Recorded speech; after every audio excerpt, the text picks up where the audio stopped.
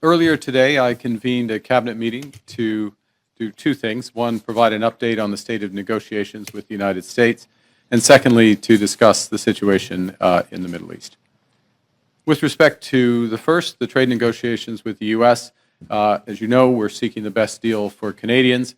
We have not yet reached that deal. Negotiations will continue until we do.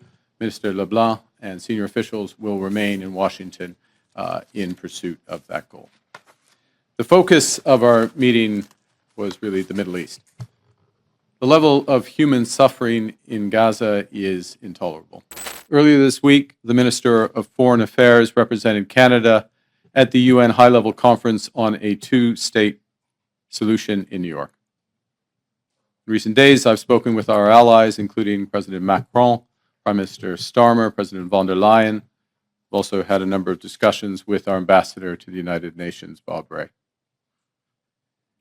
International cooperation is essential to securing lasting peace and stability in the Middle East, and Canada will do its best to help lead that effort. Canada has long been committed to a two-state solution, an independent, viable, and sovereign Palestinian state living side by side with the state of Israel in peace and security. For decades, it was hoped that this outcome would be achieved as part of a peace process built around a negotiated settlement between the Israeli government and the Palestinian Authority. Regrettably, this approach is no longer tenable. Prospects for a two-state solution have been steadily and gravely eroded, including by the pervasive threat of Hamas terrorism to Israel and its people, culminating in the heinous attack of October 7, 2023, and the terrorist organization Hamas's long-standing violent rejection of Israel's right to exist and its rejection of a two-state solution.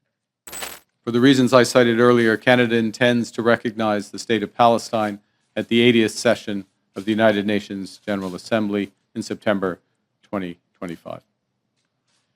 This intention is predicated on the Palestinian Authority's commitment to much-needed reforms, including commitments by the Palestinian Authority's President Abbas to fundamentally reform its governance, to hold general elections in 2026 in which Hamas can play no part, and to demilitarize the Palestinian state. Canada will increase its efforts in supporting strong democratic governance in Palestine and the contributions of its people to a more peaceful and hopeful future.